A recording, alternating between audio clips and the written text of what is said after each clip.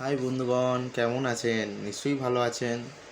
আচ্ছা, আমি আজকের একটা কথা বলতে চাই, সেটা হচ্ছে হ্যাপি বার্থডে। আচ্ছা, এবার আপনারা ভাববেন হ্যাপি বার্থডে কার বলছি। হ্যাপি বার্থডে বলছি এমন একটা জিনিসের বা এমন একজনার, সেটা হচ্ছে 22শে জুলাই তার জন্মদিন ছিল। ঠিক আছে, এবার আপনারা মনে করছেন 22শে জুলাই কার জন্মদিন ছিল? নিশ্চয়ই কোনো কিছুর জন্মদিন ছিল একটা হয়তো। আমার ভিডিওটা আসতে দেরি করেছে, আজকে 26 তারিখ।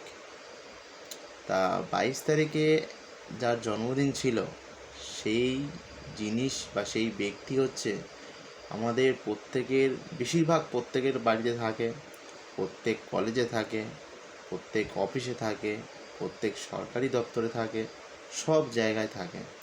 এবার হয়তো আপনারা বুঝতে পারছেন কি, হ্যাঁ, সেটা হলো আমাদের জাতীয় পতাকা।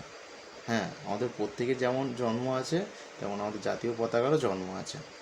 আচ্ছা, এই পতাকাকে অনেকে, আমার জাতীয় পতাকাগুলো অনেকে তিরঙ্গা হিসেবে বলে, কারণ তিনটে রং থাকে তো। কিন্তু তিনটে রং হিসেবে হয় না, চারটে রং থাকে। কারণ তিনটে রং মেন, একটা হচ্ছে মাঝখানে অশোক চক্র, সেটাও একটা রং হয় কিন্তু। তা যাই হোক, এই যে 1947 সালের 22শে জুলাই গণপরিষদে এই নকশাটা গৃহীত হয়। ঠিক আছে, এই যে জাতীয় পতাকার নকশাটা, এটা গৃহীত হয় 1947 সালের 22শে জুলাই। আর 15ই আগস্ট এটা সরকারিভাবে আমাদের জাতীয় পতাকা হিসেবে স্বীকৃতি লাভ করে। বোঝা গেল?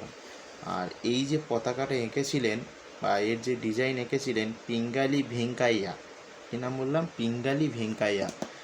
ইনি হচ্ছেন এই পতাকার জন্ম ইনি এঁকেছিলেন। ঠিক আছে, জন্মদাতা। এবার জন্মদাতা বলতে এরকম, এই আমাদের পতাকার অনেক রকম আগে অনেক ভার্সান ছিল, কিন্তু সেগুলো হতে হতে হতে হতে আমাদের এখন যে পতাকা দেখছি সেটা হচ্ছে মেন। ঠিক আছে, তাহলে আমরা নিশ্চয়ই ওনাকে হ্যাপি বার্থডে বলেছেন। হ্যাপি বার্থডে বলে নিতে গেলে আবার যখন পরের বছর 22শে জুলাই আসবে, আপনারা হ্যাপি বার্থডে বলবেন পতাকাকে। ঠিক আছে।